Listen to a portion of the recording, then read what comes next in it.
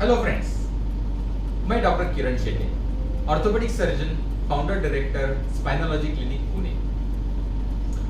किसी भी orthopaedic surgeon को उनके पेशेंट्स या उनके सोशल सर्कल में, फ्रेंड सर्कल, फैमिली सर्कल में कैल्शियम के बारे में जरूर पूछा जाता है। कैल्शियम मेरे लिए जरूरी है या नहीं, लेना चाहिए तो कौन सा लेना चाहिए, कितना लेना चाहिए, या उसका कोई साइड इफेक्ट्स हो सकता है क्या, या कैल्शियम सप्लीमेंट्स कौन सा सबसे बेहतरीन है। सो ये सारे सवालों के जवाब आज हम इस वीडियो में देखेंगे। ये वीडियो को आप एंड तक जरूर देखिए ताकि कैल्शियम के बारे में आपको जो जो क्वेरीज है वो सारी मैं आंसर करने की कोशिश करूंगा। सो कैल्शियम ये हमारे शरीर के लिए एक बहुत ही इसेंशियल, महत्वपूर्ण ऐसा मिनरल है जो कि हमारे शरीर में तैयार नहीं होता है, उसे हमें बाहर से लेना होता है। कैल्शियम हमारे हड्डियों को बनाने में या बिल्डअप करने में और उन्हें हेल्दी रखने में बहुत ही महत्वपूर्ण ऐसा मिनरल है। ये सिर्फ हमारे हड्डियों को ही हेल्दी नहीं रखता है,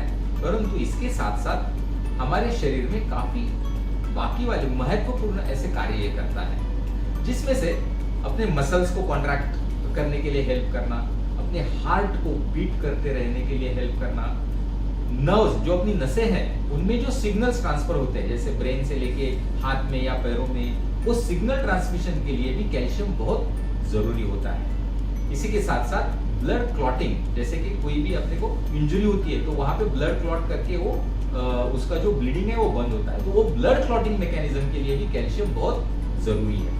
परंतु आपको ये जानना भी जरूरी है कि बॉडी के ऑलमोस्ट 99% कैल्शियम हमारे हड्डियों में और हमारे दांतों में होता है। रिमेनिंग जो कैल्शियम है वो ब्लड सर्कुलेशन में होता है। अर्थात ब्लड सर्कुलेशन में जो कैल्शियम है वो काफी महत्वपूर्ण वाइटल फंक्शंस के लिए जरूरी है, इसीलिए उसे काफी बारीकी से डिफरेंट मैकेनिज्म से मेंटेन किया जाता है। जैसे कि सपोज आपने कुछ दिन के लिए सफिशिएंट कैल्शियम इंटेक नहीं लिया है तो ब्लड कैल्शियम मेंटेन करना बहुत जरूरी है, तो इसीलिए वो कैल्शियम अपने हड्डियों से मोबिलाइज किया जाता है। ऑफ कोर्स कुछ दिनों के लिए शायद ये ठीक चल भी सकता है, बट यदि ये क्रॉनिक हो जाता है कि आप महीनों तक कैल्शियम अच्छी तरह से नहीं ले रहे हैं तो अपनी हड्डियां वीक हो जाती है और वहीं से ऑस्टियोपेनिया या ऑस्टियोपोरोसिस इनकी डेवलपमेंट होती है, जो कि मैं किसी अलग वीडियो में आपको उसके बारे में बताऊंगा। सो ये जो कैल्शियम है जो कि मैंने अभी आपको बताया इसेंशियल है, और ब्लड कैल्शियम लेवल्स मेंटेन करने के लिए हड्डियों से भी कैल्शियम मोबिलाइज किया जाता है, तो ये हमें कैल्शियम कितना जरूरी होता है। सो ये कैल्शियम है वो बच्चों में जैसे 1 साल तक ज्यादा जरूरी नहीं है, अराउंड 250 to 60 तक मिलीग्राम पर डे जरूरी होता है। 1 साल से लेके 3 साल तक अराउंड 700 मिलीग्राम पर डे चलता है।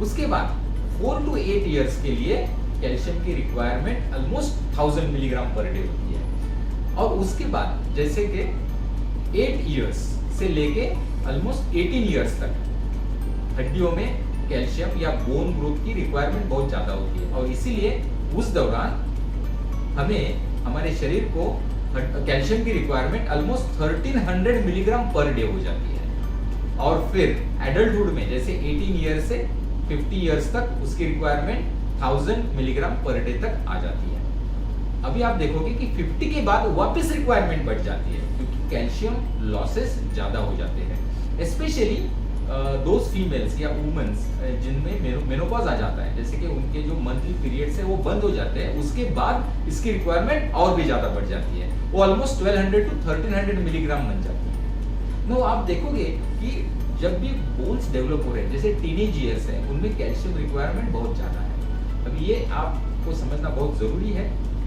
कि अपने शरीर में जितना भी कैल्शियम हड्डियों में जमा होता है वो उसका जो पीक बोन मास है, जो मैक्सिमम अचीवमेंट बोन की एक्यूमुलेट करने की है कैल्शियम की, वो एज ऑफ 30 तक बनी होती है, ताकि 30 एज तक ही हम कैल्शियम एक्यूमुलेट कर पाते हैं।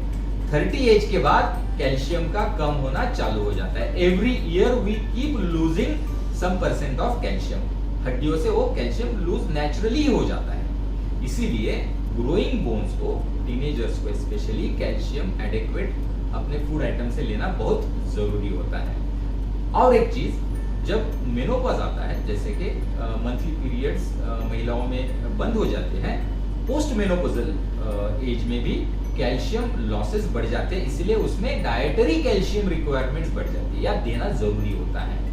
इसमें यदि हम कुछ भी नहीं करते हैं तो भी ऑलमोस्ट 5 to 7 इयर्स में महिलाएं पोस्ट मेनोपॉज में 10% कैल्शियम लूज करती। सो ऑफ कोर्स यहाँ पे भी हड्डी में से कैल्शियम कम होने का खतरा बढ़ जाता है, और इसीलिए उनमें ऑस्टियोपेनिया यानी कि हड्डी में कैल्शियम कम होना या ऑस्टियोपोरोसिस कम होके वो काफी हद तक कम होना, जो कि सीवियर कैल्शियम लॉस बोलते हैं इसे, उसकी पॉसिबिलिटी बहुत बढ़ जाती है। अभी हम समझते हैं कि ये कैल्शियम हम कौन से फूड आइटम्स में अच्छी तरह से हम पा सकते हैं।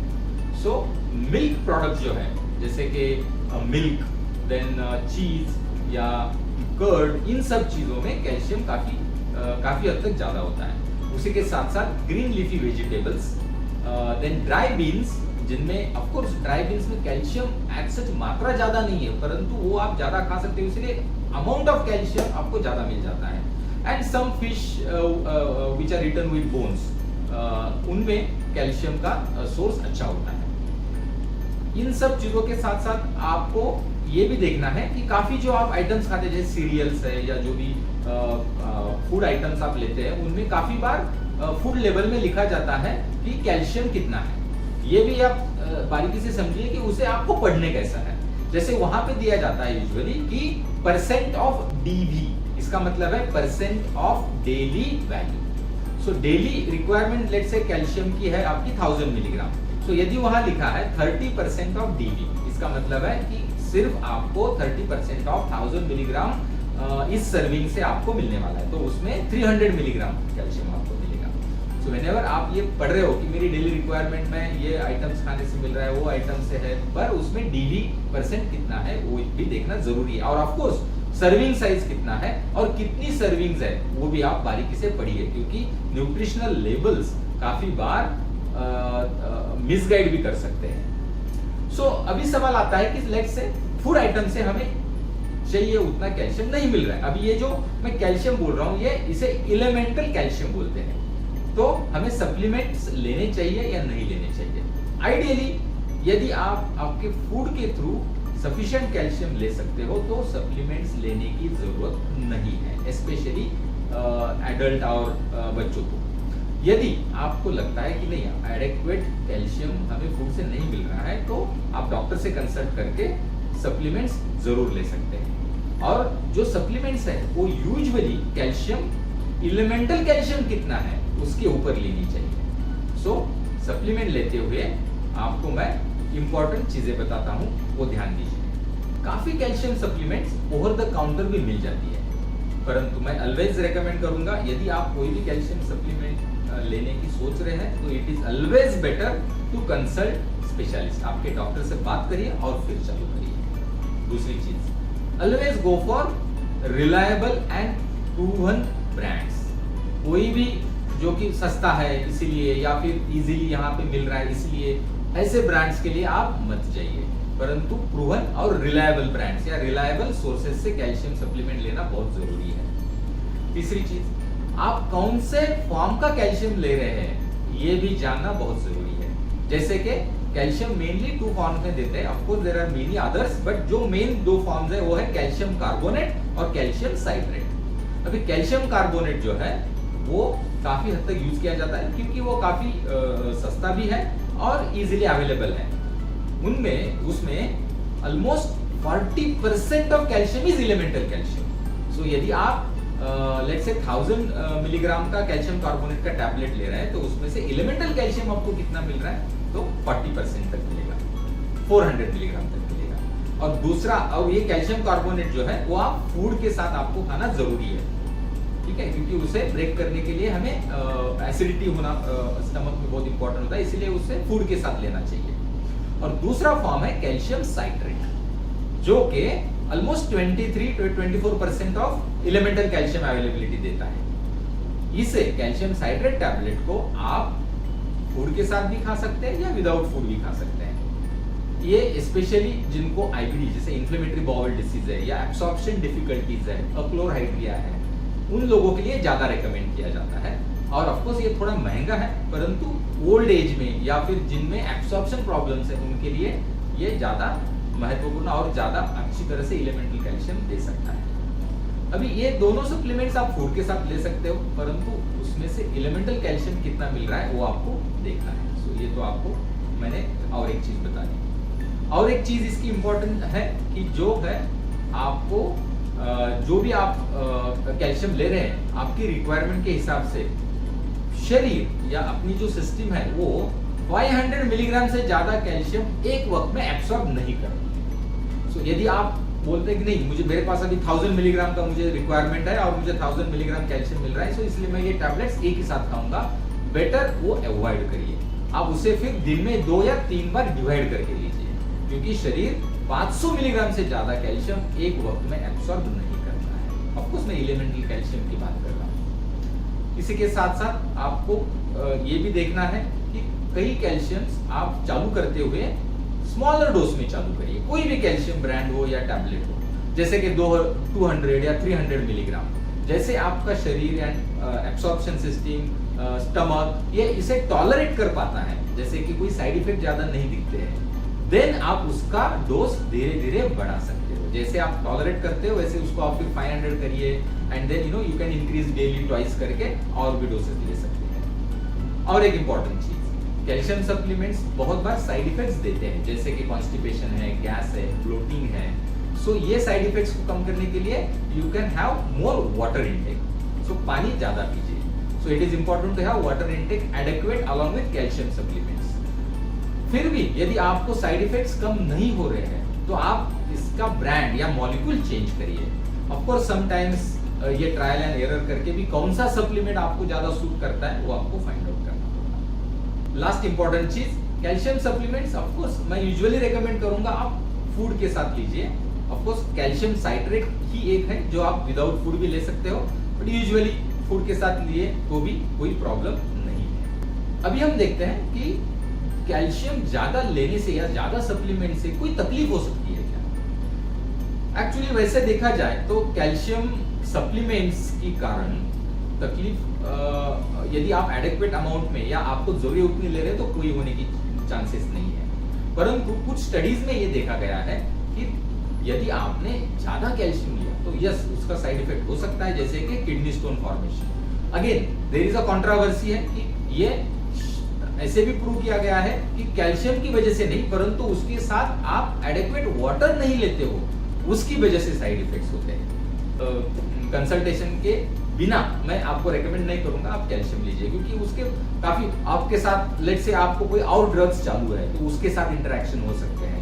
यदि आपको एसोसिएटेड पैराथायरॉयड हार्मोन की डेफिशिएंसी है या वो ज्यादा है तो उसके साथ और जो मिनरल्स है उनका भी हमें टेस्ट करके उन्हें करेक्ट करना जरूरी है। जैसे calcium absorption is also dependent on phosphate, magnesium, vitamin के, क्योंकि ये सारी चीजें कैल्शियम के साथ शायद कभी कभी देनी भी पड़ती है और हर एक के बीमारी के हिसाब से या उसकी नीड के हिसाब से इसका जो सप्लीमेंट्स है वो चेंज होता जाता है। So make sure that you consult your doctor before you actually go on taking on any supplements. इसी के साथ साथ और एक इम्पोर्टेंट चीज है जो आपको मैं एंड में बताना चाहता हूँ कि कैल्शियम हड्डियों के साथ साथ और भी रिसर्च में सामने आया है कि काफी चीजों के लिए प्रोटेक्ट करता है। जैसे कुछ कैंसर्स में भी इसे समझ में आया कि कैल्शियम कैन प्रोटेक्ट यू। उसी के साथ साथ कार्डियोवैस्कुलर डिसीजेस जो है, जो हार्ट की बीमारियां हैं, उनमें भी कैल्शियम प्रोटेक्ट करता है। ऑफ कोर्स ये सारी रिसर्च और स्टडी चल रही है और हमें आगे शायद ये